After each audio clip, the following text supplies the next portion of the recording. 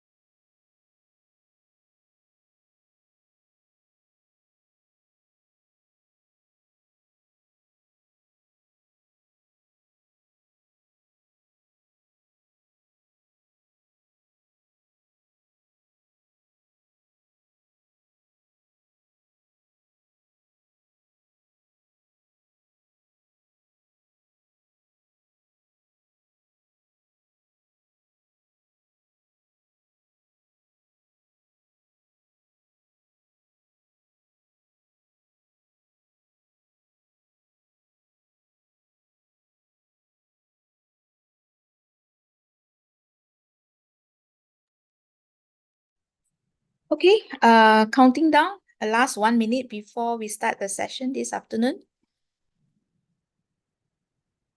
We are going to start at 2:33 in less than a minute time.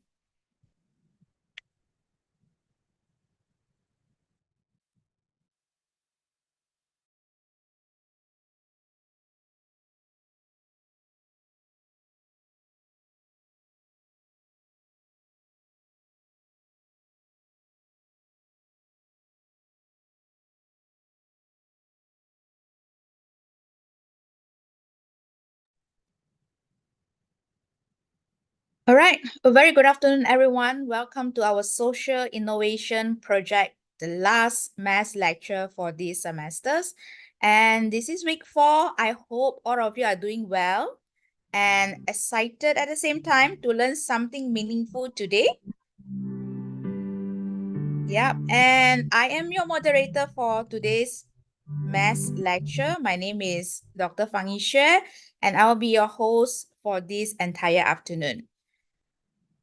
Now, it's wonderful to see many of you joining us today, both in Zoom session, live here, as well as there are also many others tuning in through our YouTube live streaming. Once again, a very warm welcome to all of you, wherever you are connecting from. As we are entering our week 4 mass lectures, today's topic will be on ethics. As you all know, your group assignments follow the design thinking process, and starting next week, you will be working on design thinking stage 1 to 3, which is empathize, define, and ideate. I believe your coaches will be in touch with you very soon, or they have already started to contact you via Teams as well as My Times. Please keep yourself updated on any announcement shared by your coaches. And as for today's topic, it is very important to understand ethics extremely important for this module as well, because as you move through these stages, you will need to know how to understand people needs, define problems, as well as create ideas which reflect not only your creativity, but also your responsibility and integrity as a social innovators. So stay focused and take note of key information that is shared by your speaker today. As you are aware, you will be evaluated through quizzes to test your understandings on today's lecture as well in coming weeks.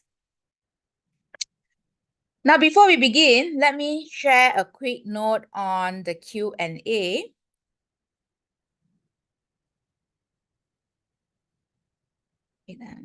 So slides. Okay.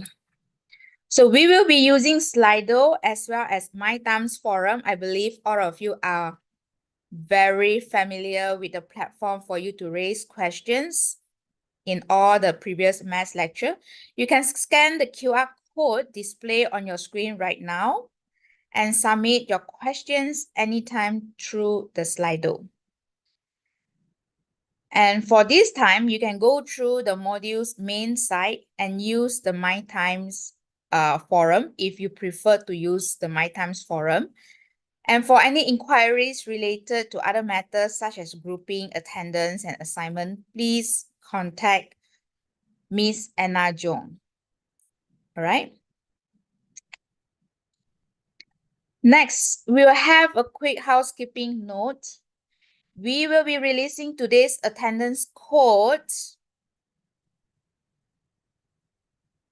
And once again, at the end of the lecture.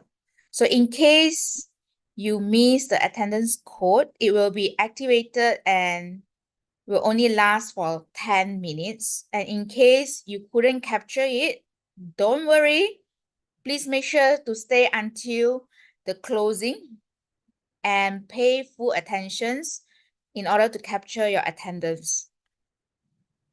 All right. So I will allow the attendance to be displayed for a minute here before I proceed.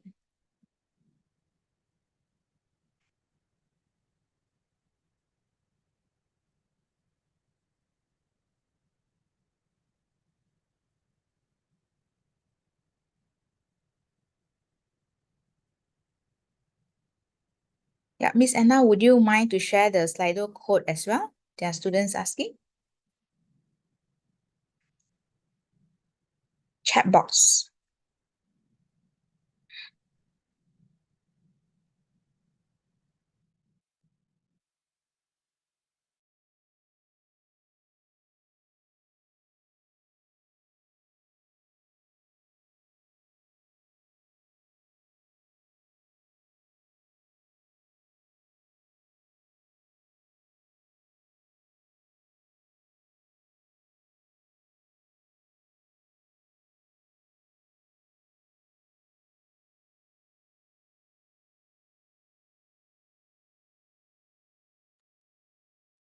All right, I will have to move on. So for those of you who have not captured your attendance, all right, please stay tuned with us until the last part of the sessions because the attendance code will appear again.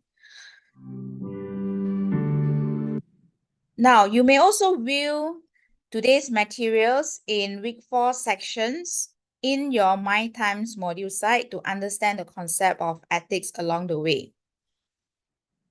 Now, ladies and gentlemen, today we are honored to have our speaker for today, Mr. Rudy Ikwan bin Sukaimi, who currently serves as a Principal Assistant Secretary under governance in Integrity Unit of Ministry of Defense, Malaysia. Mr. Rudy is also a certified integrity officer from Malaysia Anti-Corruption Academy and also work as a journalist at Cosmo. All right, a kumpulan utusan Melayu Berhad as well. And he has extensive experience in public service, governance, and integrity management. And today, Mr. Rudy brings valuable insights into how ethical principles are applied in real-world decisions making and as well as innovation within the public sector. He will be sharing his perspective on how ethics play a vital role in guiding responsible practices, particularly in the context of case studies and design thinking. So can we give a round of applause to Mr. Rudy? Yeah. Over to you, Mr. Rudy. Thank you.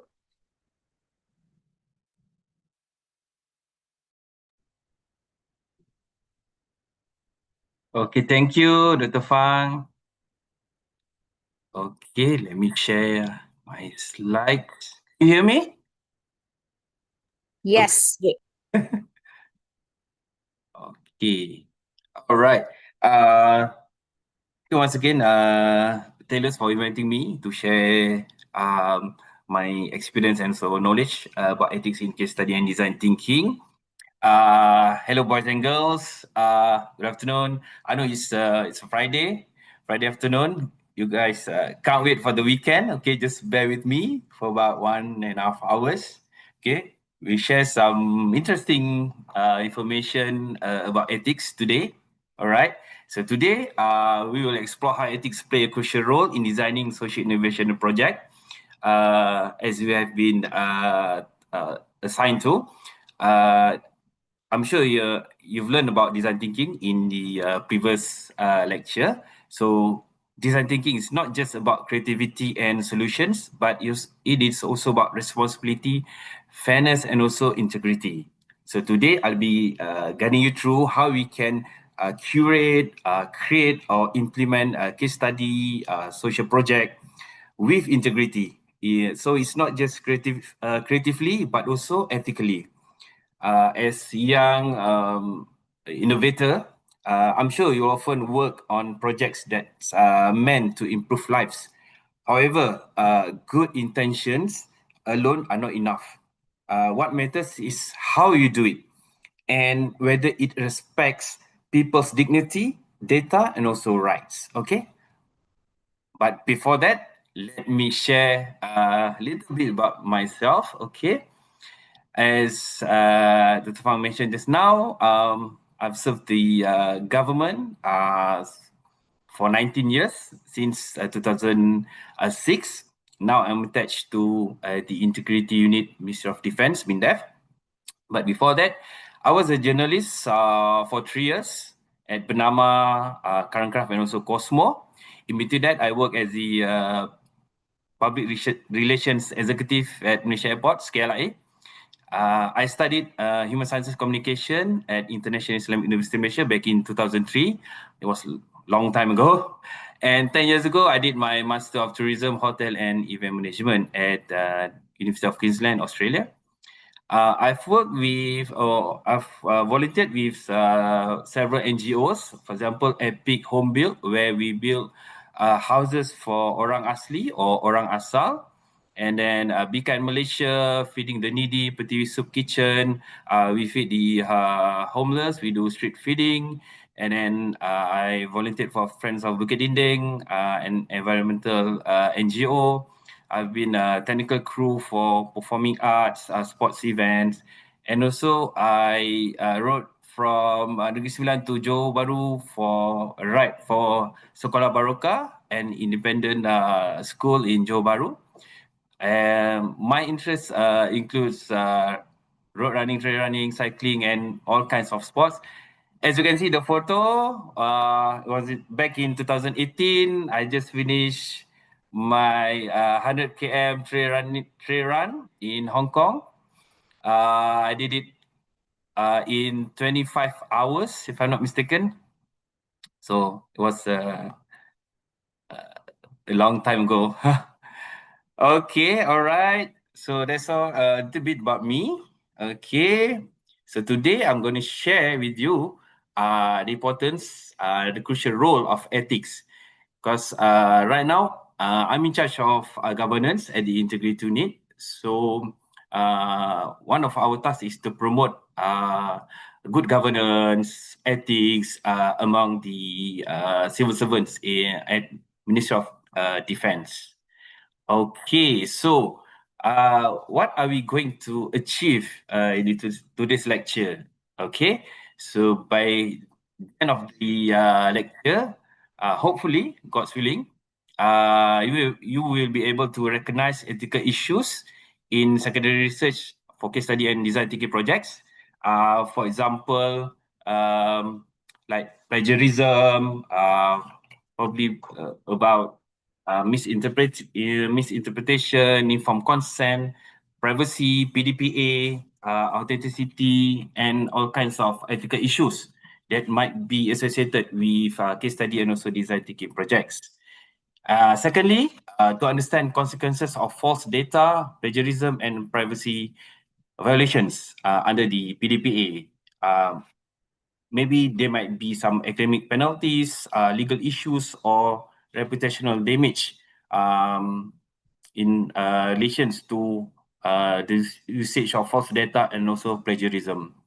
It is something that's very much important in your case study. To distinguish reliable and unreliable sources of information, you can search all kinds of information. You can get all kinds of resources on the internet, at the library, and other platforms. But you have to know which one is reliable and also unreliable. For example, academic journals, government reports, social media posts, blogs, and other forms of media. And lastly, to apply ethical awareness and human-centric approaches throughout the case study and also design thinking process. So hopefully, by the end of the lecture, you will be able to respect the respondent's privacy, avoid bias, avoid misinterpretation. You do not stigmatize or speculate. Actually, it's not just for your case study. You can apply it in also other areas as well. Okay. All right. So before we proceed, I think we have a very interesting activity. Okay.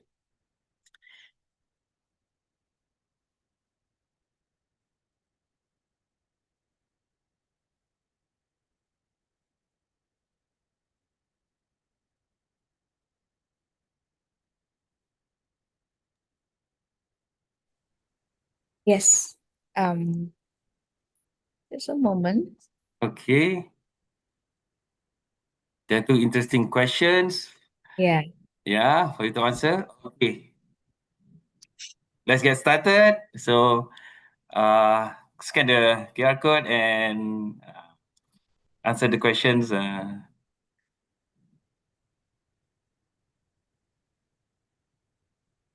responsibly.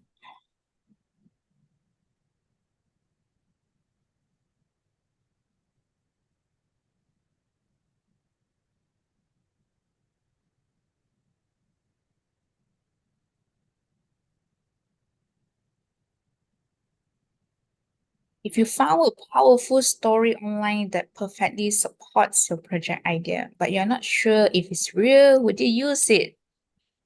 Very interesting. All Wow, right. 70 people or some might use it. Yeah. Okay. The majority will not use it. Okay.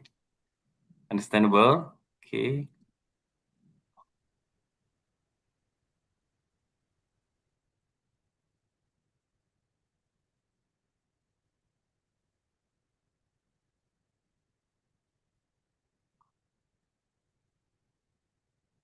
Okay. The answer's coming.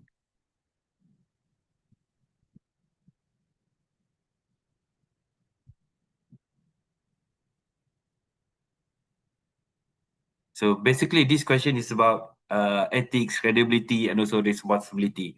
Some people might use the storyline, although it's not, I would say, it's not verified. Maybe it's the easiest way. When some people have their own principle, uh, they don't want to use any information or story which is not verified. Well, it's up to individuals to choose which one is appropriate for their project. But if you use the unverified data, you might face the consequences. Okay, so just keep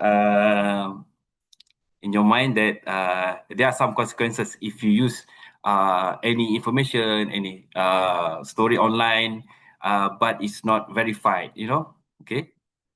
It might be easy for you, but probably it's not the right thing to do. So just keep that in mind, okay? Okay, are we waiting for others, so we move to the next question? I think we can move on. Okay, all right. Thank you for your participation. Okay, the next one. What would best describe ethics in your own words? Okay, let's see. What are the answers?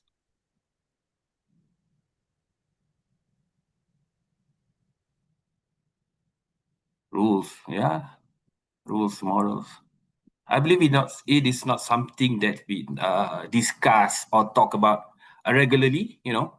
And in terms of the recent, recent happenings in our country, so I think it's best that we talk about ethics more, and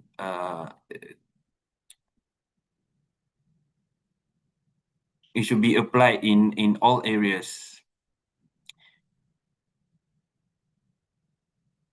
Moral, yeah, integrity rules. Putting oneself, yes, yes. So you already know what ethics means, and all of the answers are very much related to ethics. It defines ethics, but the most important thing is that do we apply ethics in our daily lives, or we just go, we just do it, we just we just barge, you know, we don't consider ethics in all our actions. That's what we're going to learn today. Okay, pandu lalu. Okay, that's interesting. Okay, so it relates to moral integrity, values, you know, do's and don'ts, what's right, what's not, uh honesty, accountability. Yes, all right. Okay, let's move on. At least we have some ideas about what ethics means. Okay, that's good. All right. Hopefully, we can discuss more about ethics after this. Okay.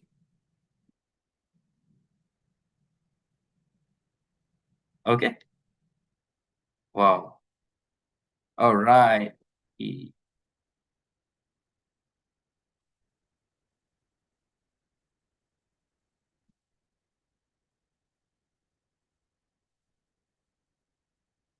Oops. Okay. All right. So, why do we learn about ethics, especially in design thinking and case study? Ethics is doing what is right, fair, and respectful to people and the environment, especially when our actions affect others. As your case study, uh, it deals with communities. So you have to put in ethics in your case study. That means you have to apply some valuable or verified information, verified data in your case study, because every decision based on faulty data or unethical practices can harm people. Because your case study very much related to the community, the people. You know, you are doing something. You are proposing something for the people, for the community. So it should be about the community. It's not about your personal intention, personal motive. It should be community driven, community centered. In design thinking, it ensures that human centered design is truly respectful of real people, not just user data. Not just your data is about the people. What people uh, need. It's not what you want to achieve. So you have to go deeper. You have to know the real problem. You know the real background of the people. It's not just based on your own assumptions. And then innovation benefits communities instead of exploiting or misrepresenting them. Because there's a tendency for some researcher, some innovator that they use the data of the community and then they exploit, they misuse it for their own intentions, for their own benefits. It should not be the case in design thinking. In your case study, you should not be exploiting or misinterpreting the data, the people, the community that you're going to deal with. Okay, and the last one, researchers or designers stay accountable for their choices from research to prototype. So the accountability falls under the researcher, under the designer.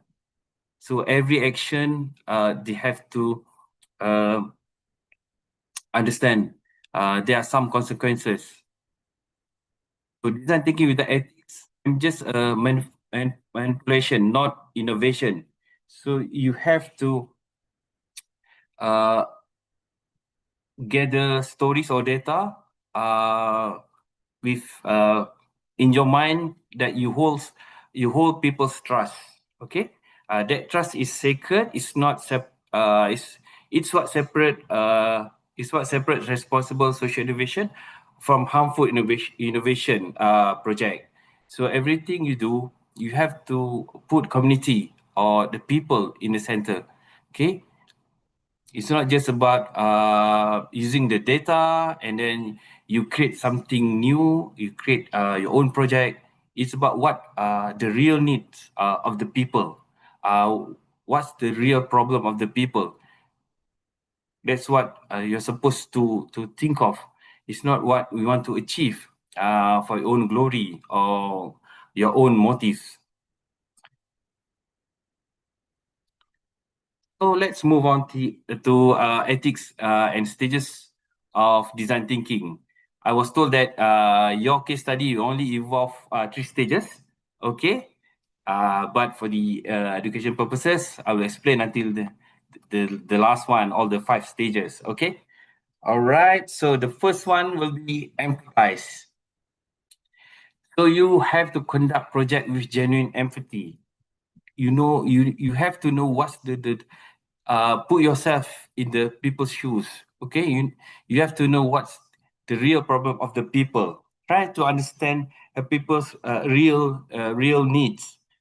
This is where things can go wrong very fast because you don't really know what's the real problems or the real needs of the community, the people. But in doing so, you have to protect the dignity, privacy, and also emotional well-being of the people. It's not just you use the data and you just manipulate the data or you just use it based on your assumptions. So you have to protect the privacy of the people as well, because if later it will fall under the PDPA, breach of data and whatsoever. So just please be careful of the data that you get from the community, from people, from NGO or any other groups. Okay. And then the second one is define. Okay, how you define a problem shapes the kind of solution that you will create. Okay, so you have to avoid bias or stereotyping. You have to frame the problems clearly. It's not just based on your assumptions, but based on the real data that you get from the community. And then ethical design means defining the right problem, not the easiest one. Okay, and defining it unfairly can misrepresent people or ignore the root causes. Okay, so you have to do it right in the first place. And it's not just based on your assumptions, but based on what kind of data that you get from the community. Okay, you don't just make your own uh, decision or make your own assumption based on some based on some issues. Okay, because it be unfair to the community. Probably it will give a bad impression about the community or some a group of people. Okay, and then the third one, this I think this is the most the fun part, and it's about creativity.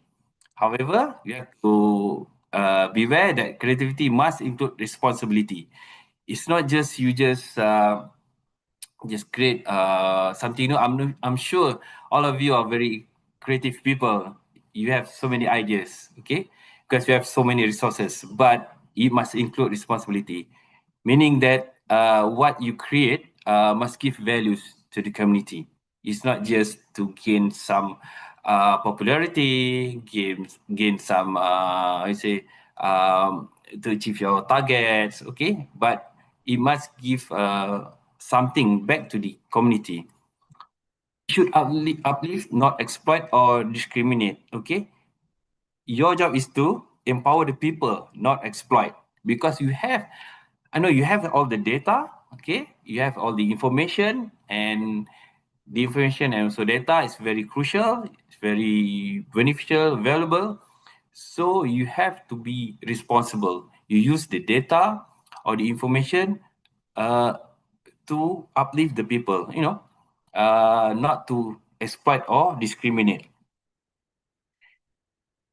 And the other two, yeah, your case study will not do a prototype, but for the education purpose, okay, just for your information, when you reach the prototype stage, testing must affect real people and also environment, and it ensures products are safe, honest, and non-harmful.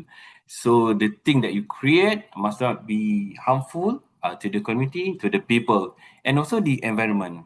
So you have to create responsibly. Know your responsibility to the community, to the environment.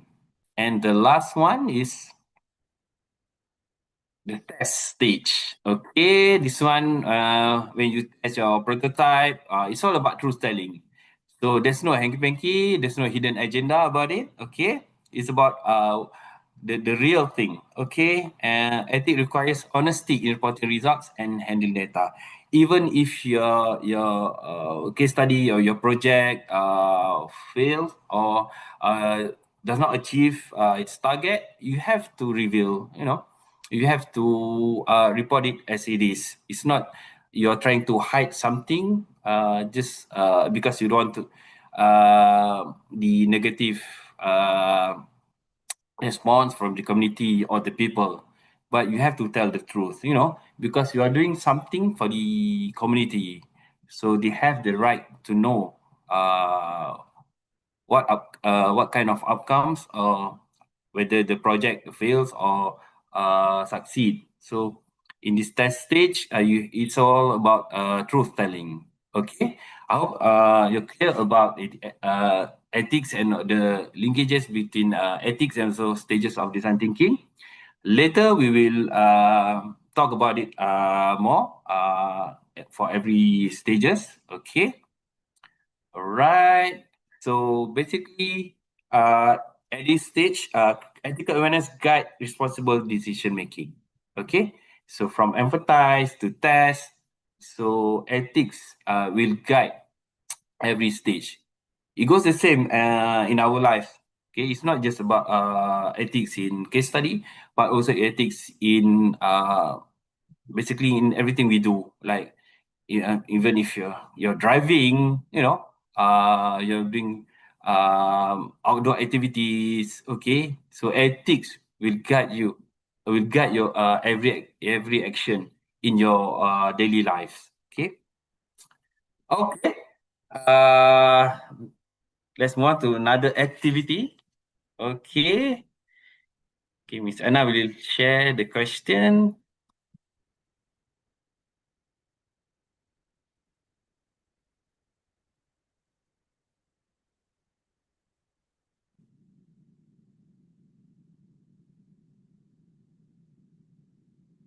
What's your most common source of information when doing a case study?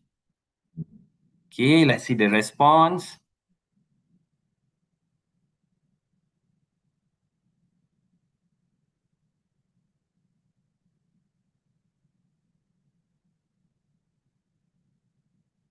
Kena ChatGPT. Okay. Google Scholar. All right. Reddit. Okay. Talk with people. Oh. Taylor's Library. Okay. TikTok. Okay.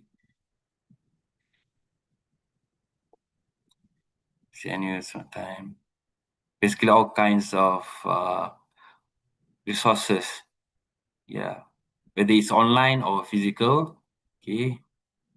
But some you have to beware of the information that's been shared. Some are just about some people's assumptions and their own personal, uh, personal views. So you have to be careful of that, and you have to cross-check with other reliable sources as well. Okay. Back in my student days, we have very limited resources of information. It's not like today. Today you have all kinds of resources, whether it's online, physical, all kinds of materials. Okay, Pandu Lalu. I've seen this word before in the previous question. This Pandu Lalu. Okay, yeah, you have so many source of information. Okay, later on we will see what's types of source of information that's reliable or not, or maybe less reliable. Okay, all right.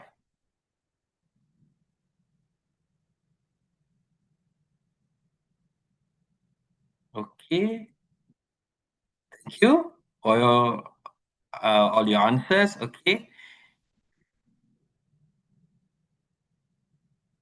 my mother. Interesting. Okay,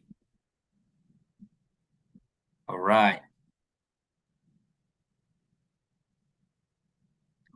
Okay.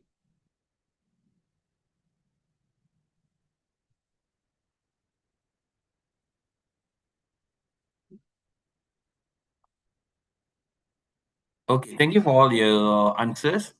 There's so many sources of information you can get, whether it's online or physical. You go to the library, any institution, or you get from people, get from your family, your friend, your colleagues.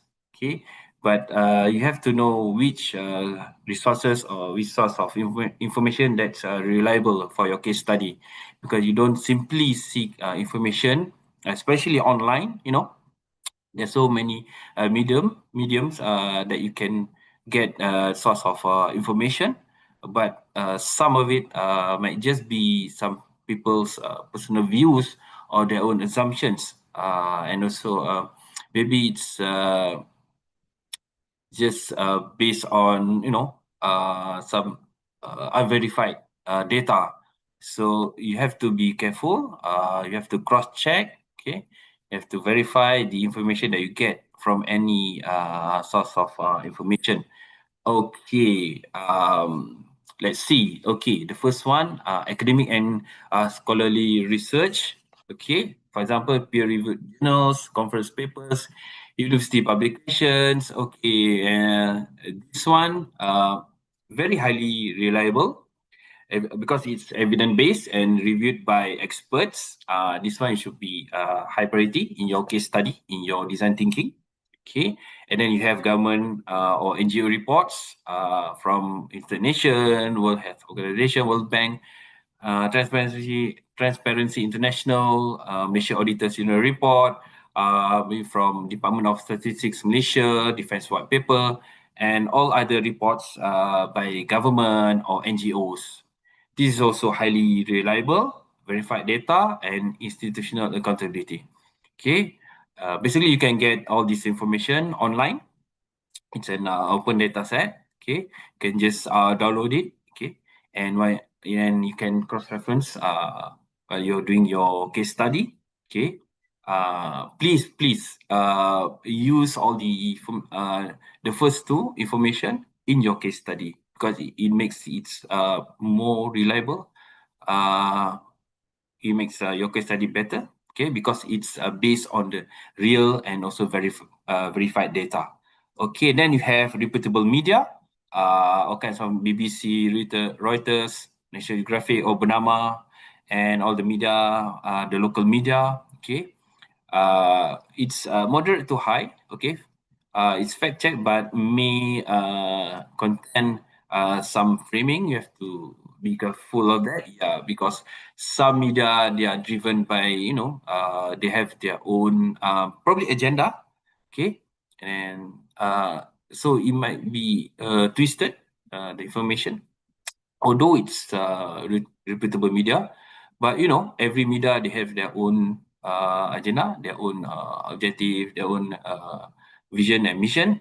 So you have to cross check with other verified reports such as government or scholarly research. Okay, and then you have blogs or opinion sites, personal blogs, medium articles, advocacy websites, and all other sorts of sites which are low to moderate because it's subjective, often unverified.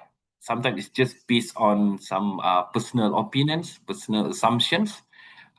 It's not verified by any scholar or distinguished established data. So we have to be careful. Okay, while you get the information, if you get the information from the blogs and then also opinion sites, you can include it in your case study, but you have to counter it with the verified data from government reports or academic research. And the last one, you have the social media posts from Facebook, Threads, X, Instagram, TikTok. Okay, and the reliability is very low. It's anecdotal and high risk of bias or falsehoods. I think the easiest way to get the information, but it's not. It's very low in reliability. Okay, you have to be careful of that. Okay, you can put it in your case study as the current put it as current scenario, but to use it as the primary data or information, it's not suitable. So you have to use the first two source of information. That's better for your case study. And apart from this, from the answers just now, you can see some of you get information from people, from real life source. Okay, it's good. Yeah, based on their experience, maybe they were from maybe government agencies or any reputable organizations, but you have to cross check it with verified reports as well. Okay, so there's so many sorts of information. You just have to be careful or beware which one is reliable and not so reliable. Okay. Okay. Once you get all the information from any kinds of source, you have to cross check. You have to compare it with all the resources, the verified resources. It's not just you get the information and just put it in your case study. Okay, it will make your case study unreliable and also unverified. So you have to verify the same fact or data point from at least 3 independent reliable sources. Okay, you get reports from DOSM or UN, and you can compare it with academic papers. So you have to verify the fact that you get from the information. And then secondly, you have to check for consistency. are the numbers, codes, or claims consistent across reports? There might be some differences. It's not tally within all the reports. So you have to check for the consistency. It might differ from in all the reports. So please check for consistency, and then identify. So consider who produced the information and why. Yeah, there might be some hidden agenda, you never know.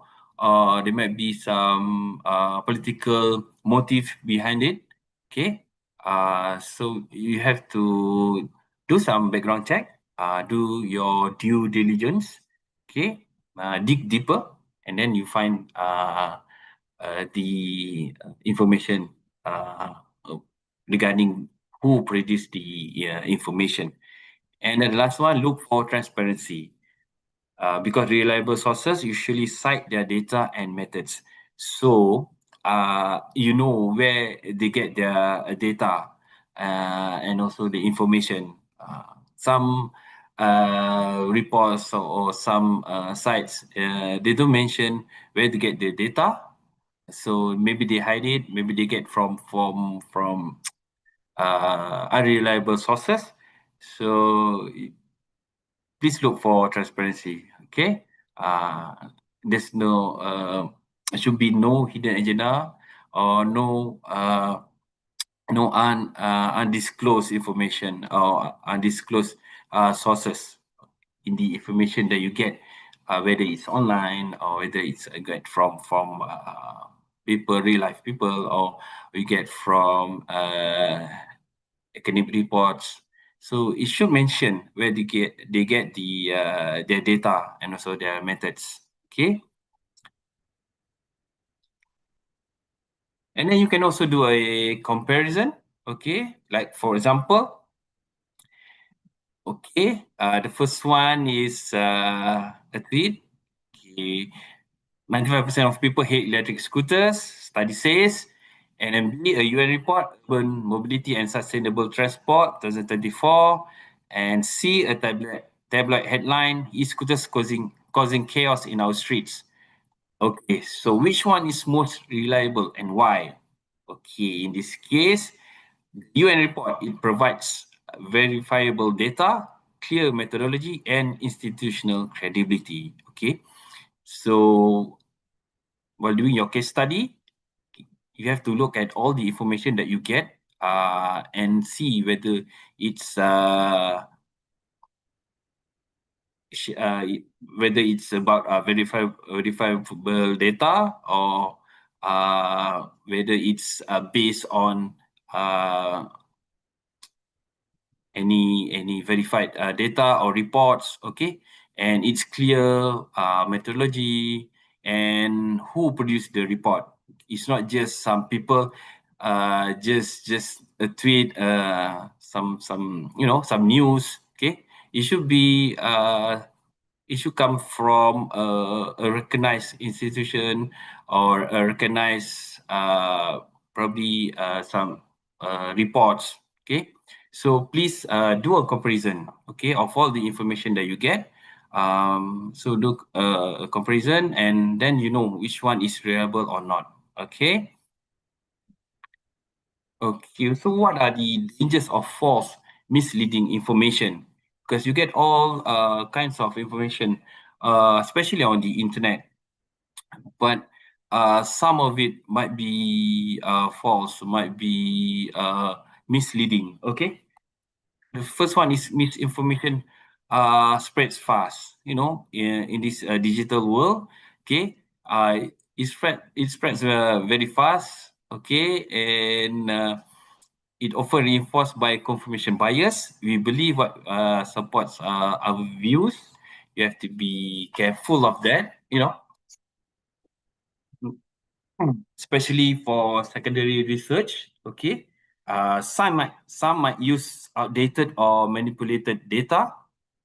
Some might misrepresenting findings, and also privacy violations.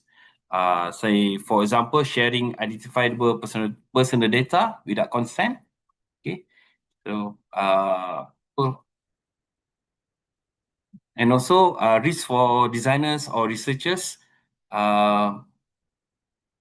You have the tendency to build solutions based on wrong assumptions. Like I said just now, when we do our research or case study, sometimes we tend to use our own assumptions. Because we have our own belief, but it's very, very dangerous if we use the wrong assumptions for our case study. It could damage users' trust, okay, and misallocating resources, okay. Sometimes you get resources from any institution, but you are using the wrong data, okay, and then we fail to solve the real problem. Okay, we just want the easiest way, but we don't think of the real problem or the dangers of the information that we get, the information that we share, okay, about certain community or certain groups. Okay, so just beware of the dangers of false or misleading information, especially in your case study. Mm, Probably your case study it's very good. It might be used if it's good, it might be used for the community, but actually it has some misinformation or wrongfully defined data. So it's very dangerous because it will affect the community or the people, So just beware of the dangers, also the risk of misleading information. Okay, let me share with you some of the field project. Okay, because they don't really use the real data, just based on trends or assumptions. This is a very old case, but it's very relevant, okay, to the topic. This is about Play Pump Africa. Okay, the goal was to replace manual water pumps with a merry-go-round that pumps water as children play. So what went wrong? Okay, designers assume children will always play enough to pump water without verifying through real community observation data. So they didn't get the real data just based on their own assumptions, based on the current I might say trends. So villagers, especially women who fetch water, were not properly consulted, and the data collected came mainly from funders and NGOs, not real users. So if you're doing your case study, social innovation project, so the data should come from the people, the community, not some other groups or some NGOs, because they have their own agendas, their own motives. And what's the ethical failure? Failure, lack of empathy-based research. That's why we talk about empathy in the earlier lecture just now. Lack of empathy-based research and reliance on feel-good data instead of live experience. So you have to be aware of it. So your case study must be empathy-based. Get to know the people. Do some background check. It's not just based on trends. So what's lesson learned? You have to empathize deeply.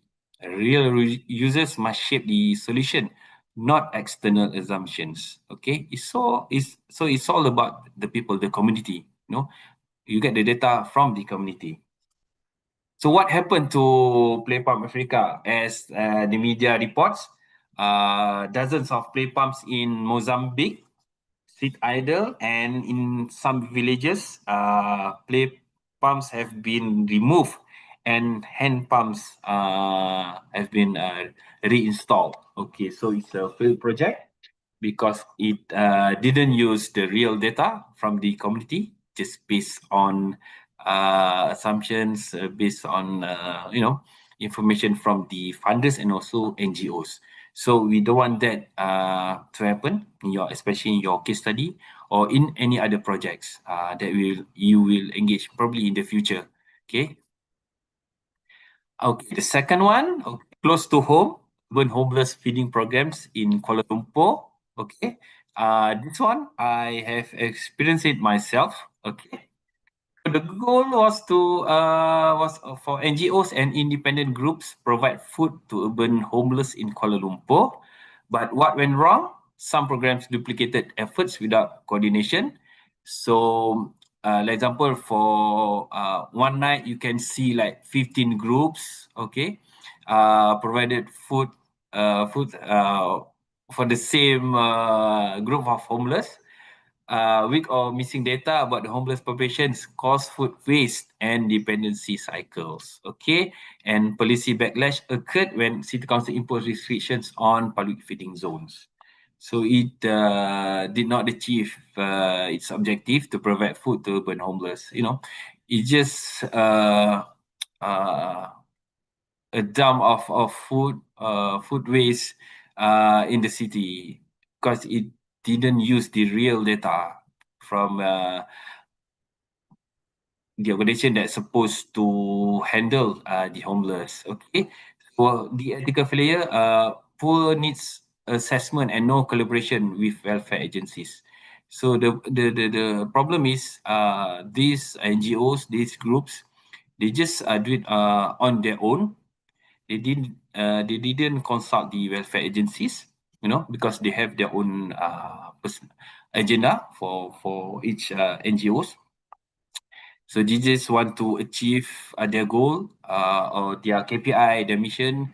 Okay, we have some allocations. Okay, we just buy food and then just give it to the homeless. So it causes food waste and also the issue of cleanliness in the city. Okay, so lesson learned. Ethical social innovation requires accurate data sharing, not emotional assumptions. Because if we only based on our emotional assumptions, uh, it will create a massive problems, you know, especially for the community, for the homeless community. And I believe this problem is still happens until now because there's no coordination because everyone wants to get the limelight, you know, the mileage. Okay, so that's why they still provide food for the homeless separately. They do not want to engage with welfare agencies. So yeah, probably you can one of you or can use this as use this for your case study. Why not? Okay, so it's a real problem in the city.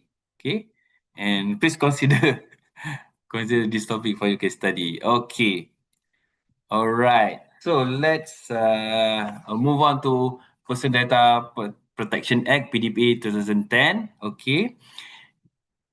From the PDP website, this is under uh, Ministry of Communication. So for your case study, it very much involves about data. So you have to be aware of PDPA 2010. Okay, if you don't comply it, yeah, you might be, you know, fined for sharing data about some communities, some people without their consent. Okay, so it's about protecting individuals' personal data from misuse, unauthorized sharing, or exploitation. And please beware that it also applies even to secondary data or online information. Okay, so it's not just the primary data you get from directly from the people. It's also involve data you get from the online or any other sources of information. Okay, so what counts as personal data?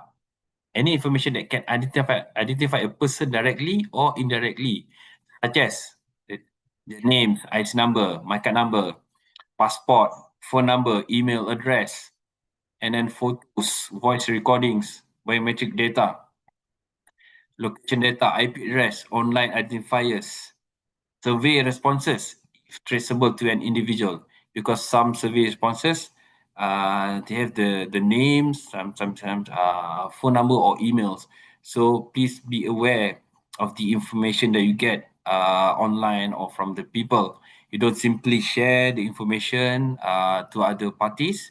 Okay, just use it for your academic purposes. Okay, For example, a researcher collecting feedback forms with respondent names and opinions must handle that data as personal data under PDPA. Okay. For example, sharing someone's phone number, it looks simple, but it can, breach the privacy of the people. People can misuse it, give it to scammers and whatnot. So you just have to be careful of the information or the data that you get from the secondary data or from online or from the people. Okay, so what are the ethics in using secondary data? Okay, this involves reports, blogs, social media posts, academic papers, open data sets, and also other kinds of data. Okay, the first one is you have to check the credibility. Is the source reliable and current? Okay,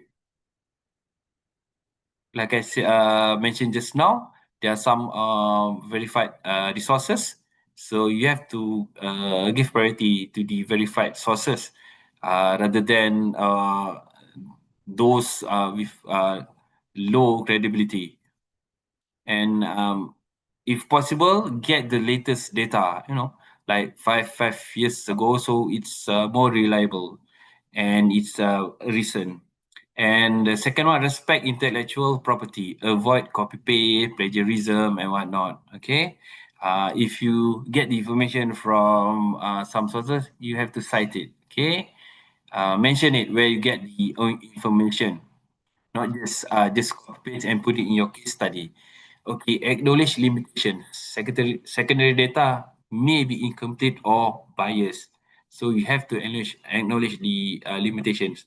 Put it in your case study, okay? And you don't just add your add information or to make the story good. You add your own assumptions in your case study. Okay, and the last one, protect personal data, even if it's public, still needs discretion. Okay, I know you can get the data openly. Okay, data might be shared openly, but you still have to use it responsibly. You don't simply share the data everywhere. You don't simply misuse the data. Okay, like for example, using a B40 family income data from DOSM, Department of Statistics Malaysia is fine. But revealing names or identifiable details from social media is unethical.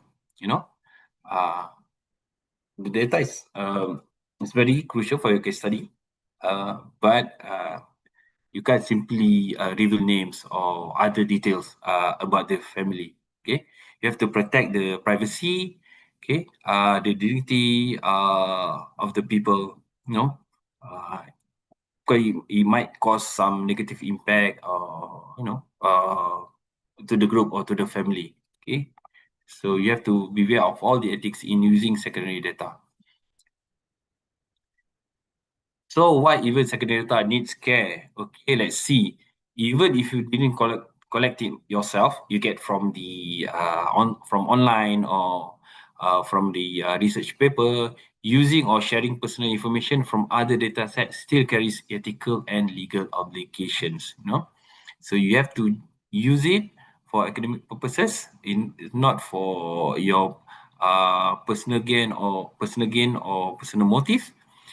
So it must be used for good purpose, not for some negative intentions. And then consent and anonymization and secure storage are essential. So once you get the data, you have to make sure you keep it to yourself or you have a safe place to keep the data. Uh, and don't simply share it, okay, online or through other mediums. Okay, and last one, avoid using identifiable data from open sources like social media without permission, because you can just simply get the data. I mean, from social media, it's openly, but if you don't have the permission or consent from the people, from the group, or from the community, okay, you don't use it. Okay, simply because it might be misused, okay, might be misinterpreted. Okay, so it's better to get the consent before you use the data or before you publish it.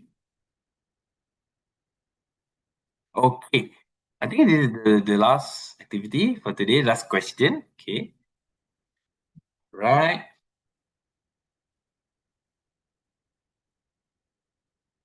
Okay, let's see. All right, have you ever cited an online article without checking its source? Let's see. No, okay. Article. Oh, yes, okay. Yeah, sometimes we get the information and yeah, we just share it or we just use it in our research or case study. It's better to double check the source because you will know whether it's from verified data or not.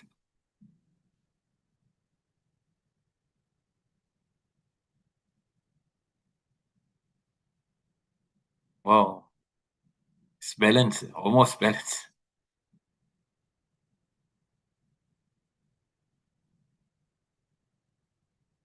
So if you get the data from other sources, please cite it.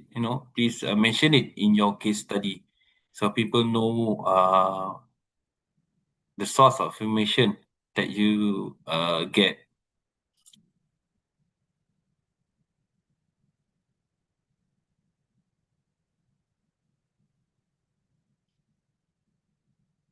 It makes your research or case study more reliable, more relevant.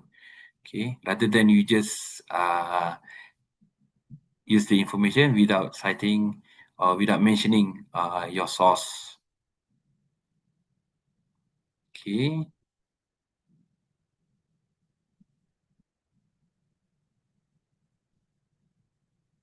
all right. Thank you. Okay, right. Okay, so you move on to the next one. Plagiarism, one of the uh, most popular topics for I assume for students, for researchers. Plagiarism is a very hot topic. Some people they just don't recognize other people's work. They just use it for their own good, okay, for their own purpose. So we see what is it and why it is wrong. Okay, okay.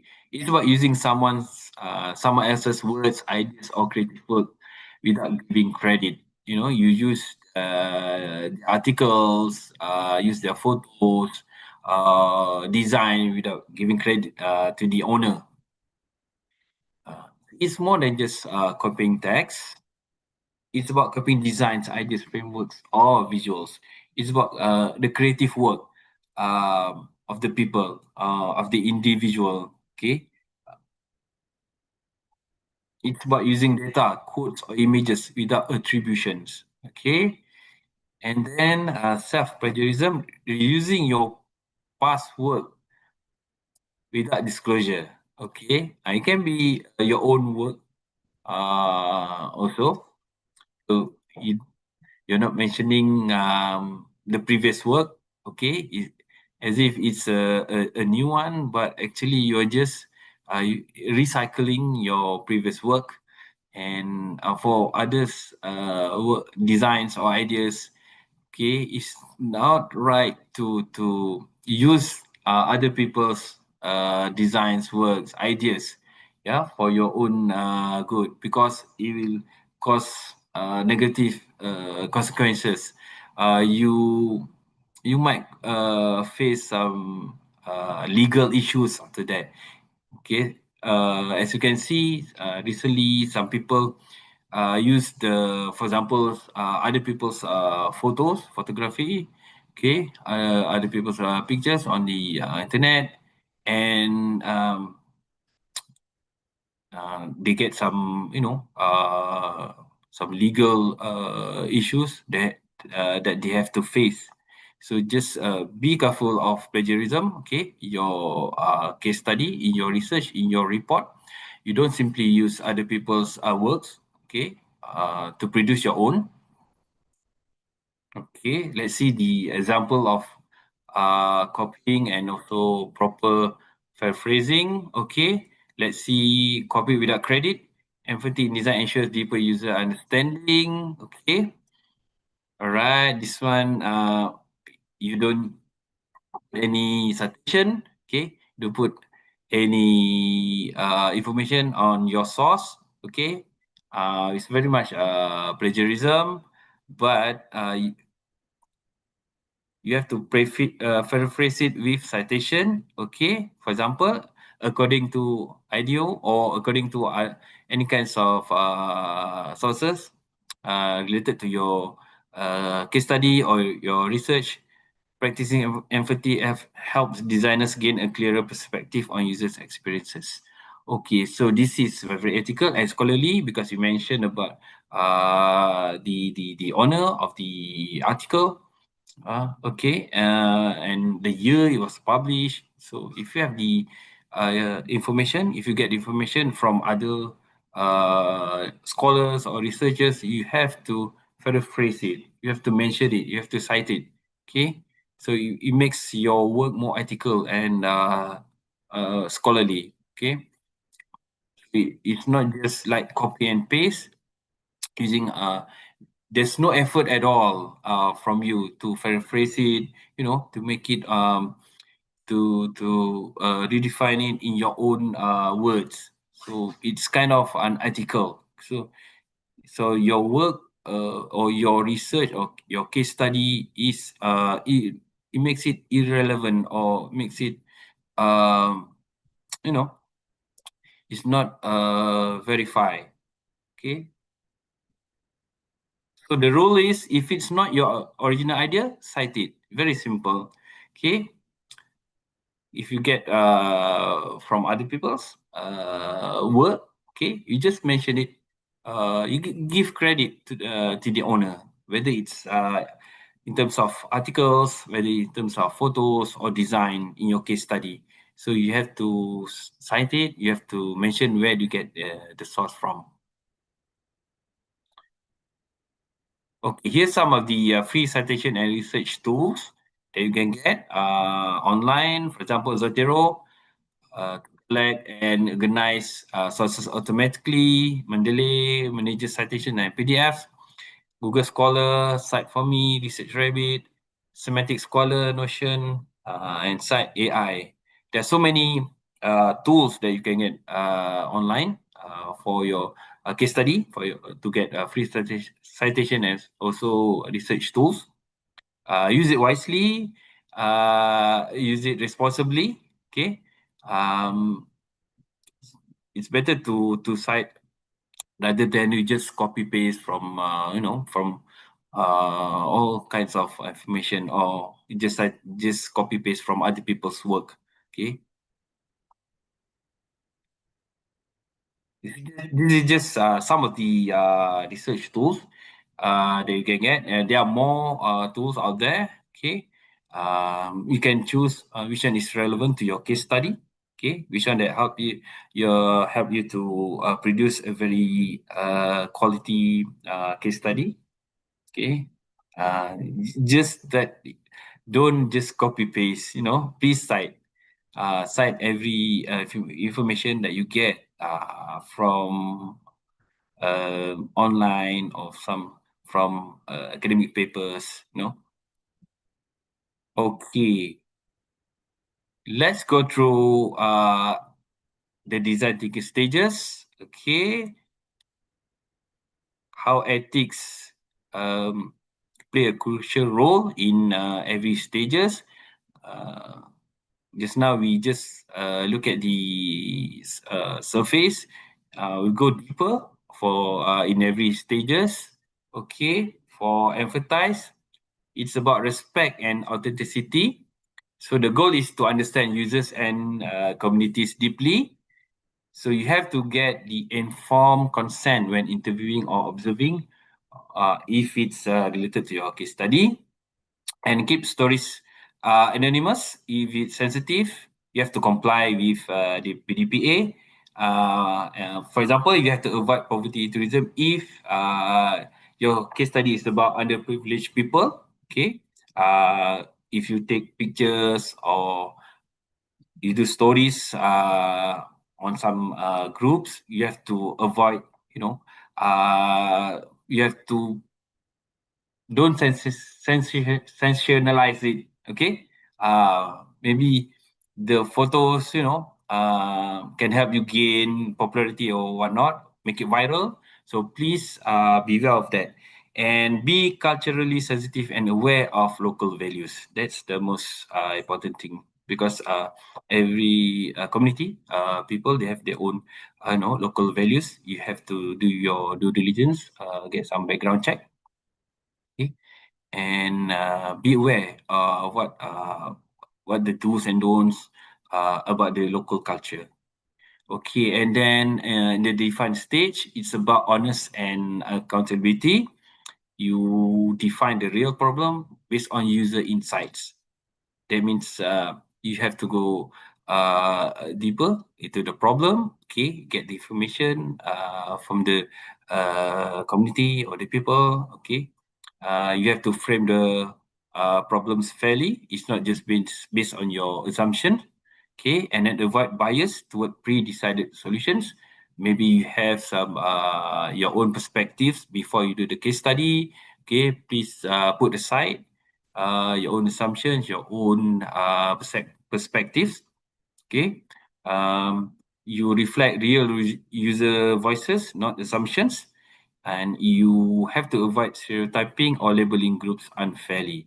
That means you have to uh, do a research on the real problem. Okay, uh, based on what you find on the internet or from some other informations. So it's not just based on your pre-decided assumptions or solutions. Okay, and then the ideate stage, it's about fairness and inclusivity. The goal is to brainstorm and develop creative solutions. Okay, in this stage, you have to include all the relevant groups of people. You don't discriminate some groups, some individuals, just because you don't like them, or you don't think they are important in your case study. So you have to avoid ideas that stigmatize, exploit, or harm vulnerable groups. Okay, your ideas must benefit all groups, including minorities or people or persons with disabilities. So you don't discriminate any groups, just because you're not in line or with their perspective, or you don't agree with them with their own say views. So please avoid that. You have to include that in your case study. So you have to avoid reinforcing gender, racial, or social stereotypes. And then you have to be transparent about funding and partnerships. No hidden corporate agenda. Okay, you must be clear of your objective and whatnot. Okay, and then for the other two, if you go to into prototype stage, it must be about transparency and also safety. So you build and test simple versions of your solutions. You have to get informed permission before testing prototypes. You didn't just test the prototype. You don't just launch the prototype without getting the permission from the group or from the people. You have to be honest about limitations. Don't over promise impact. Okay, because you never know what's the impact's going to be. Okay, you have to avoid physical or emotional harm. For example, testing for unsafe devices. So it must be environmentally friendly, and then you have to provide feedback opportunities for participants. So you have to get their views, their feedback, whether what you launch, what you create, it's good, bring values to them or not. Okay, you have to get the feedback. And then the last stage, the test stage, is all about integrity and responsibility. So you evaluate the effectiveness of these solutions. Okay, you have to report accurately, even if the results are negative. Okay, even if the prototype or the project is not successful, you have to report it as it is. You have to respect participants' feedback and make some corrections based on their feedbacks. And you have to protect data privacy during evaluation. You don't simply share their feedback to some other parties. And you have to give credit where it's due, okay? Avoid plagiarism in documentation. As I mentioned just now, it's all about giving credit, about citing um, the information, citing the source of your information. Okay, so these are the stages of design thinking that needs to be engaged with ethics. So ethics will guide every stage of design thinking, and also it will guide your action in your case study. So it must be right in the first place. You have to do it right in the first place. You have to put aside your own assumptions or your own views. Okay, you have to avoid pre-decided solutions or pre-decided views about some issues. Okay, and then you have to uh, include every groups that's related or associated with your study, with your project. Okay, don't discriminate any groups. Okay, do your own due diligence. Okay, you do your background check. You do your some. You have to dig deeper. Get to know the real problems. Okay, not just based on the current trends, not just based on some people views or assumptions. Okay, and then most important thing is to get the data that you get, the sources. Make sure it's verified. Okay, make sure it's consistent. Okay, it does not discriminate any groups, or there's no hidden agenda. Okay, about it. You have to be transparent in your case study, in your work. Okay, in your project. Please give credit where it's due. Okay, where you get the information, all the parties involved. So basically, ethics is very much related to your case study and also design thinking. It should not be separated. Okay, in any way. Okay, because if you don't apply ethics in your case study or your project, you will definitely deviate. You will go astray from your objective or from your mission. Okay, here's some of the checklists. Okay, for your case study, for your design thinking or social innovation project. Firstly, sources. Okay, are your sources credible and recent? You have to do your due diligence and get the latest or the recent information sources, not like 20 years ago or 30 years ago, because things change, so you have to get the recent sources.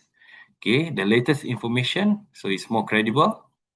Data, is the data accurate, fair, and properly explained?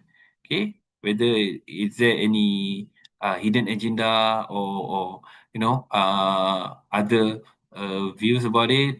Okay, and then privacy. Did you collect only what's needed with consent? Yeah, while doing your research, your case study, you might get some information that's not very much related to your case study, but you might have the tendency to use it for other purpose, so please avoid it. And whether you get the consent from the people or community or the people involved. Plagiarism, did you cite all quotes and ideas clearly, or you just copy and paste, you just take other people's work in your case study or in your project? Okay, please avoid it. Please cite every quote that you use. Okay, every ideas, every photos, designs, and etc. And design, could your idea harm or exclude anyone? Okay. Um, Probably your project, it's good. But it has how do you say? Maybe negative consequences to the people. Okay, to the community, to the group. So would you sacrifice that? Okay, you have to ask yourself. Okay, uh, whether it gives a negative impact just to achieve your mission. Okay, and then transparency, they should explain methods, limits, and responsibilities. Okay, you have to be transparent about it. Okay, your case study might have some limitations. You just have to be transparent. Okay, and then you have to be clear of all your responsibilities. Okay, because you are doing it for the community, for the people. Okay, it might have some impact. Okay, that could jeopardize their lives or not. Okay, and oh, that's all about it. Okay, that's the end of my lecture today. Um, Thank you very much for listening. Uh, if you have any questions, okay, let me know. I hope I already explained about it clearly. Yeah. Yes. Any questions? Yes, thank you, Mr. Rudy, for that insightful and inspiring sharing on ethics in design thinking as well as case studies. I'm sure all of us have gained a deeper understanding on how ethical awareness strengthens our innovations process. We do have several questions posted Oh, by our students. Yeah, let me go to the first one. All right. The first one I would say is a little bit philosophical. How can we separate unethical from ignorance? How can we separate unethical from ignorance? okay. We separate article. Ignorance is not the bliss, right? Yeah. Hmm. For me, um, yeah, you can. Yeah, some people they might, might be ignorant. Uh, they just don't care. They just ignore what's good and what's bad. It's what's supposed to do. Yeah, I think it's the I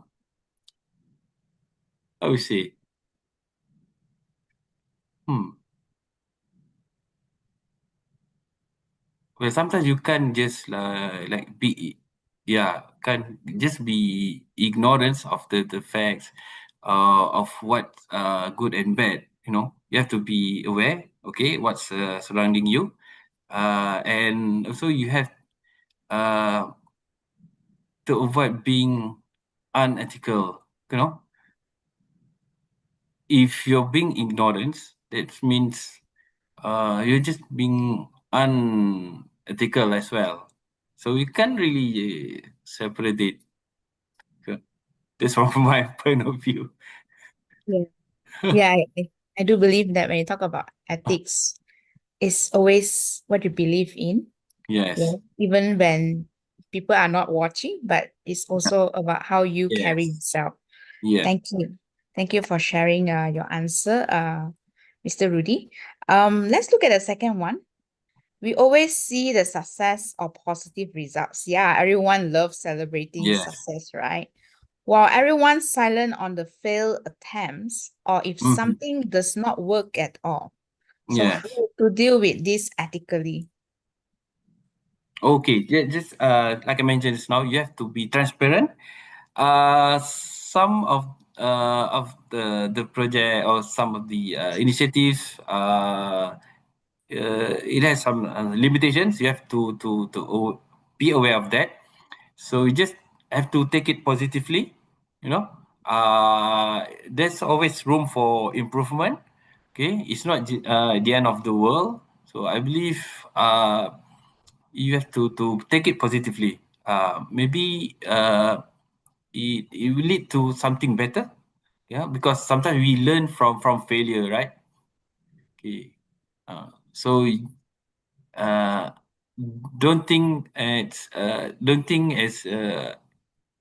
it is the end of your journey or you are a failure or whatnot, but take it positively. Yeah. Mm. You can probably you can do it better. Okay. Okay, thank you. Thank you for that meaningful advice, Mr. Rudy. There's also questions regarding AI. So Mm-hmm. AI nowadays flag a lot about our work Yes. to be plagiarism. So Well, how can correct. we remain ethical with AI present in our world now? Okay. So we can't avoid the how to say the existence or the importance of AI in the digital world Yes. nowadays. But we have to embrace it. Okay, we have to use it ethically, use it responsibly, not for any negative intentions. You don't use it to scam anyone or to plagiarize, you have to use it in a very positive, in the right way. Okay, you can't avoid AI at all because it will it's in our lives, our daily lives. But how you use it, that determines whether you're ethical or not. Yeah. Your intentions, your intentions. That's the most important thing. Yeah. Yeah. The intentions. And Yeah. nowadays, in a lot of academic settings, we did a lot of AI declarations as a Okay. students. I Yeah. see. So we declare for what purpose we use the AI and to what extent we are using the AI. Oh, like for example, like using like ChatGPT kind of thing. Yes. Yeah. Oh, you have to declare, right? Yes, we do Oh. declare for all the assessment that we are working on. Yes. Okay, okay. So let's look at the next, I think probably the last questions. What is your opinion on sharing software with other people? Mhm. So should we acknowledge the main person or just the software? Yeah. Oh, okay. Yeah. If you want, yeah, if you want to share uh, you can share, but with consent. Okay. Apart from sharing the software, the source, uh, the person who share the software as well, you you can share, but if you have to get the consent first. You don't simply reveal the person's name. Maybe the person just want to be anonymous. Yeah, Yeah. yeah. You have to get the consent in any way. So yeah, that's it. It's my views on that. Hmm. Okay. Thank you. Last call. Do we have any other Next questions question. from the floor?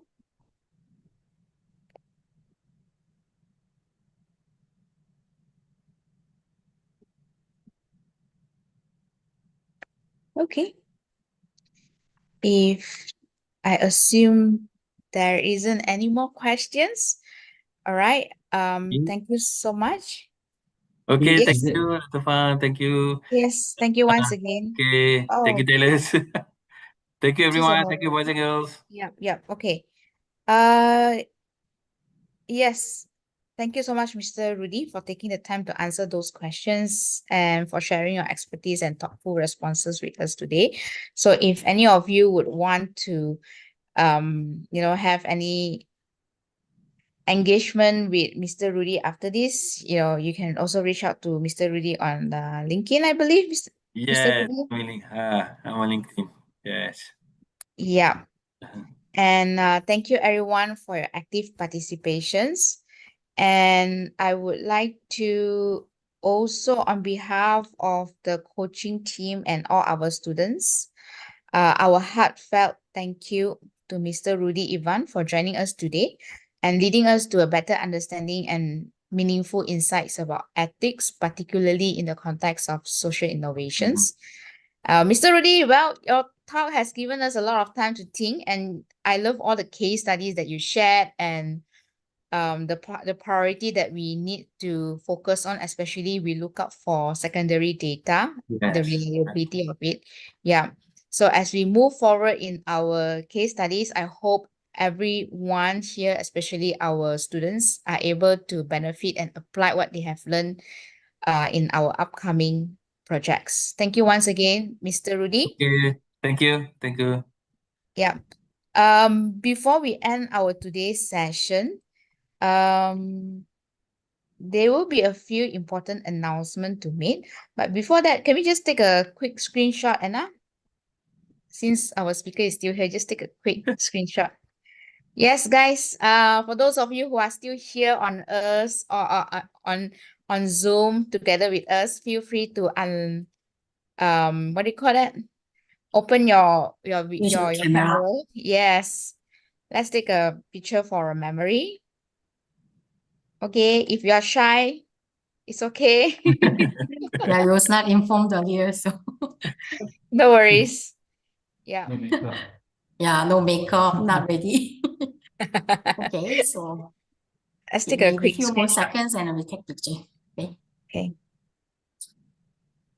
Yeah. Everyone, smile if your camera is on. Okay. All right, thanks. Oh, All right, are you all ready? Okay, 1, 2, 3. One more time.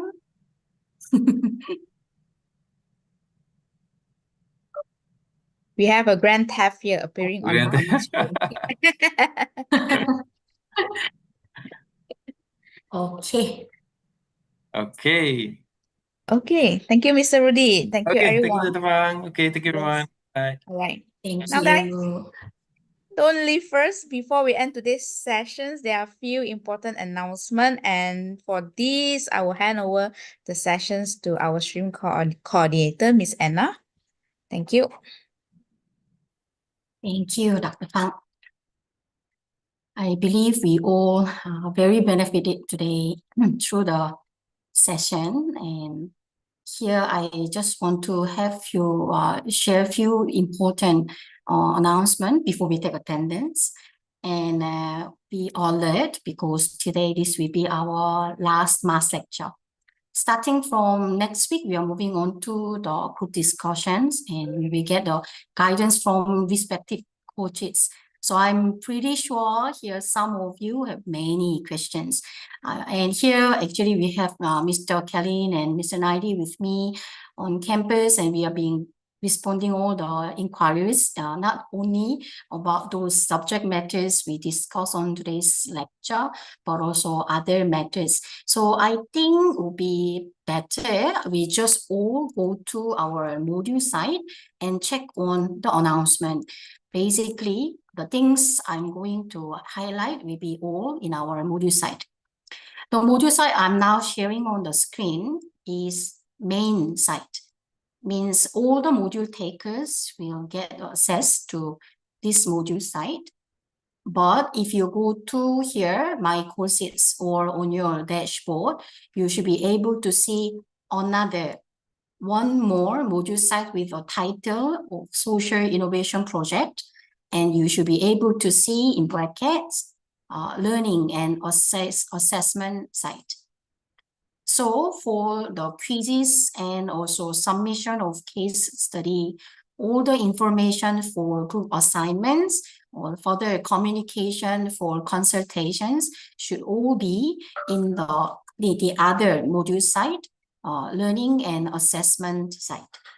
Okay, so from your view here, if I just open here and collapse all, you will see only here a few items and you do not see the assessment quizzes here because this main module site is not for your assessment or submission of your work. Okay, so regarding the results and sharing of your feedback or coaches' feedback and update on your group work, you all need to go to the other module site, which is learning and assessment site. Then your respective coach will update you with relevant information weekly base, and also we will get the feedback from that platform. So here I want to go to here announcements section. I just want to go through since some of the students might have some confusion in the use of our platforms and maybe missed out this announcement. So I think it's good to just go through together. Here we are using now at the moment modules main site. And for the grouping and also schedule of consultation and synchronous classes from week 5 to week 7, you will need to get the information from this module site, learning and assessment site. It includes all the learning activities, graded learning activities, quizzes, and the case study. Okay, how we conduct our synchronous classes with the coaches and also run the consultation group by group. We expect you all to join the MS Teams meeting. So for at the moment, if your teams do not show the class, no worries. We will activate it very soon, or maybe because of the timetable changes, the system will reflect it slightly later. So if you can't see your section or sections teams on your MS Teams, then you can drop a message to your respective coach to share the link or just directly add you to the teams. Okay, still we have one more week for that synchronous lecture class. So please make sure you check your section number and the coach name to have that relevant information later on. So here I stated the dates quite specifically, starting with week 5, which will be 24th October, next Friday, until the week 7, 5, 6, 7, until the first week of November, 7th November, we expect you to have synchronous lecture class. This might not be for full 2 hours. It depends on your class dynamics and the progress, and also the preference of the coaches, how they want to arrange. But mainly, we will gather together at the scheduled time first, and then move on to the group discussion. So the coach will alert and remind you weekly base what is the learning activity given for the week. If your group discussion is advanced, means you're very progressive, you're very cooperative, you can actually do things in advance. But since we have actually scheduled all the learning activities based on the weekly plan, if you can check the weekly planner, then you will understand what are the things you need to do at least for that particular week. Okay, no need to be very rushing, but at least we know how we need to keep track our progress. Okay, so hopefully all your group members share their schedule together, and then you can be a little more proactive to plan your group discussions. And also as an individual, you will know as an individual students and the member of the group, the assigned tasks for you. And Canva will be used for our case study journal. At the moment, from your learning and assessment site, you should be able to access to the template. And also here, I actually embedded the link. If you click this link, then you should be able to view the sample template of the case study journal. So the learning activities given in week 5 to 8 are all there. So you will need to complete the case study journal in this 4 weeks time, starting from week 5 to latest by week 8.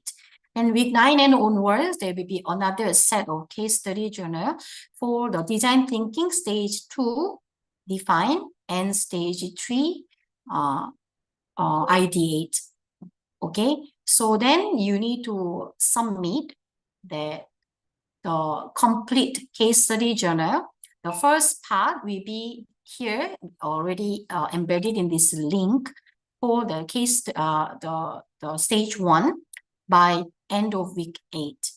So if you can check your weekly planner, the deadline is not Friday, but Thursday. Okay, so please check the deadlines for each submission. The first submission will be week 8.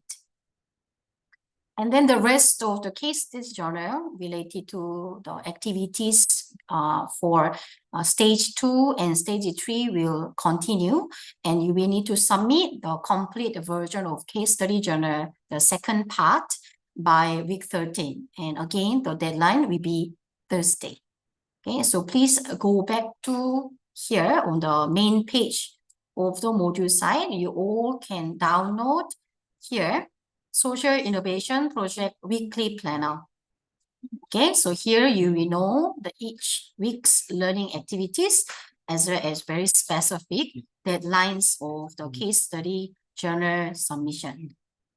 Okay, let me go back to here, announcement. Just now I went through the use of learning platform. Then now move on to the learning activities in week 4 and week 5. Since this period starting from today and maybe next week is a transition from the mass lecture to asynchronous lecture class guided by the respective coaches. So here you can check this is a part of the weekly planner. And then you can view here the checklist, which I expect you all to complete by 23rd, which will be Thursday next week, 23rd October, before you meet your coach on Teams. So here, let me open this checklist and go through them together. For now, if you do not know which section you belong to, you do not know your coach, then what you need to do is to check your timetable, not for today, but for next week and onwards. Okay, so the date should be 24th October, Friday, week 5. You should be able to see class 2 and particular section number. If you have noticed, I'm very glad that there is no section 1. We only have class 2, section 2 to section 12. There you can check your class time as well. Here we have 2 time slots. So you will need to check these 3 items, which section you belong to in class 2, section number. And second is the coach name. The last one is your class time. Okay. Then I just commented on the use of my times module site. There will be 2 module site. I think is sufficient. Is also stated here. All the quizzes and case study submissions should be made through learning and assessment site. Okay. Now, I think also the most important question is how to form the group. Actually, individual coach have a different method. So I really want you to contact your coach or view the announcement on the module site, learning and assessment site, or on Teams. Okay. So some of the coaches just form the groups according to their the attendance list. Some coaches ask you to voluntarily set your groups. So it depends on the coach's guide, and also you can get the information from the coach directly. The group should have maximum 10 members only. If your group have more than 10, please consult with your coach to have the relevant number. If the group is too big, then we can't expect actually everyone's balanced workload and contribution. And another thing about the grouping, I also want you to be aware, we need to set the regular group meetings. Okay, we don't need to start now because we still expect the rest of the classmates, your peers, to sign up for the groups. Okay, that's why I put it here. The group forming a group, we can still have a few more days until 23rd October. So when we meet on class on 24th October, next Friday on Teams, then your coach can finalize the grouping just in case somebody sign up very last minute and then we have unbalance in the number. Let's say some groups have 6 members, some groups have 11 members. Then I really hope that you have that, you have understanding. Here, we need to balance the number of the students in the group too. Okay, so they might some of the unexpected changes. And I also received several inquiries related to grouping. If let's say, if you don't have anybody, your friends from the same program, you do not know the people here in the group. Actually, this particular setting in our social innovation project, we assume actually the students do not know each other quite well. So please bear in mind, a lot of groups actually also randomly formed. So I hope you can take this opportunity to make a new friends and also be more expressive to talk about yourself and your opinion. Hope you can learn how to adjust ourselves to the new environment too. If you are very concerning on discussion and making these participations in the group discussion, you always open to consult and get the assistance and advices from your respective coaches. Okay, so please ask your coaches if you have any issues, concerns in group management. Okay, so I really hope to have this kind of open communication without much delay. Okay, you don't come to the coach for such issue at the end of semester where our coaches cannot really help in your group discussion. Okay. Next part is here case study overview. Once you form the group, and the coach will guide you to start your group discussion. So here you can see what are the activities or the tasks you need to do weekly base. Then we will have no confusion or different level of understanding. So hopefully everybody in your group share this part and you can keep track what are the things that you need to do weekly based, and you can maybe plan your time ahead. Before we take attendance, let me go back here. Yeah, so I think I highlighted this part because this was one of the questions I got the most inquiries last 1 week. So please, I'm sorry for the background music. Please make sure you check your section number and the coach's information from your timetable. Okay, so regarding the grouping and also the conducting quizzes and also submitting the case study journal, anything you are not very clear, you can contact your coach first. If the responses were or not given, immediately, or you need further assistance, you can write to me. Okay. So now I want to take attendance, and it is not to take attendance twice, but I just released twice because some of the students could not join on time in the beginning, or they missed out the duration of 10 minutes. Okay, so no worries, you took attendance earlier, then you don't need to take attendance twice now at this time. Okay, so while the students here, the rest of them who could not take attendance in the beginning of today's class, I want you to all go to the module site and check whether you can view and access to your learning and assessment site.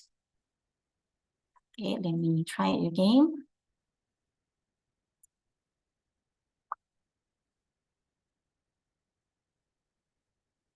If you can't view your learning and assessment site or Teams, you can drop a message to your coach so that we all can manually add you.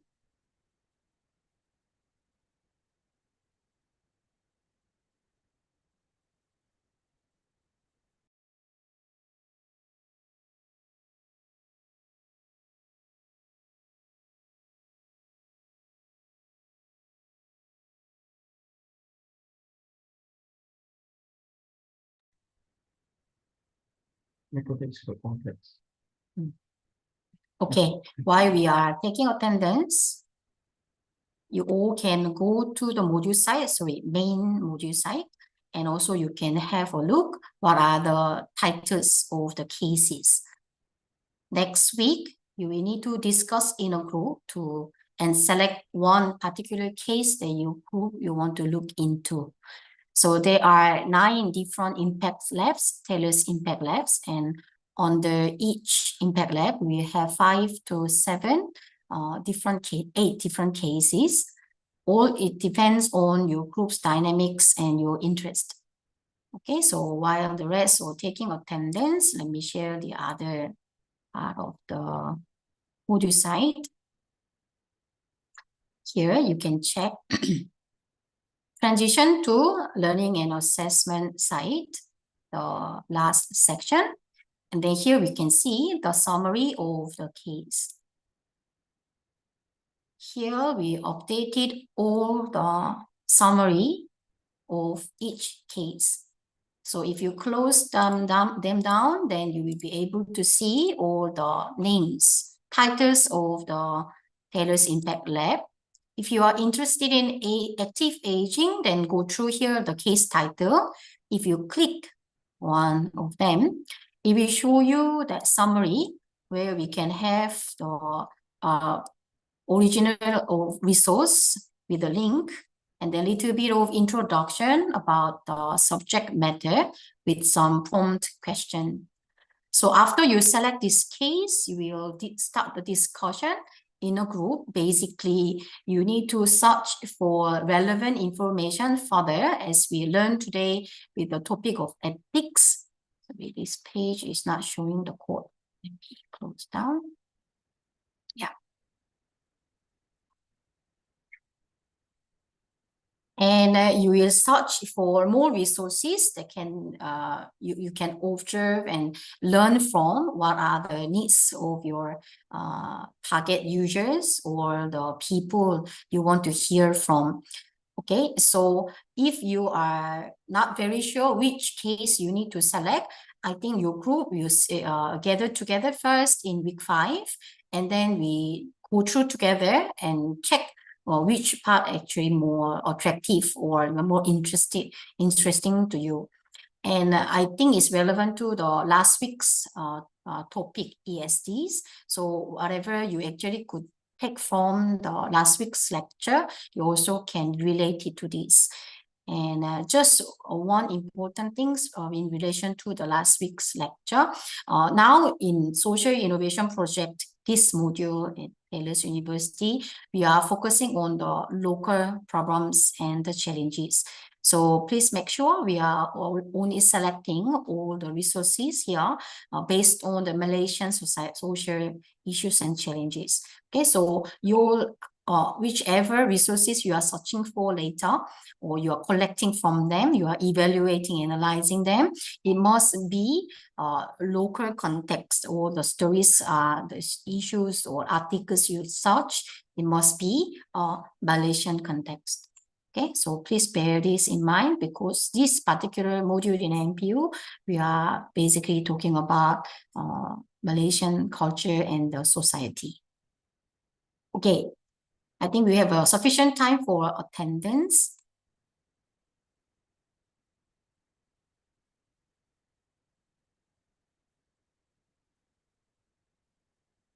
Let's move on.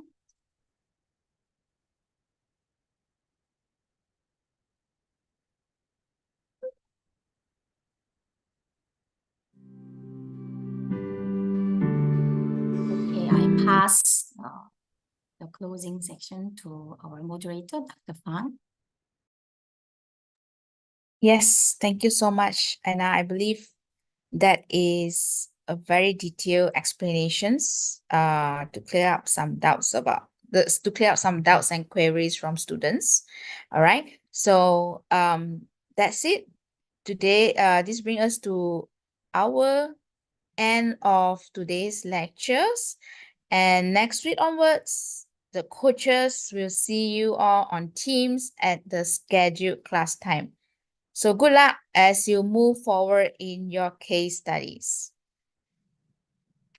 And for those of you who are celebrating Deepavali, happy Deepavali. And for those of you who are on holiday, do enjoy the short break before you return to campus next week. Yep. Bye.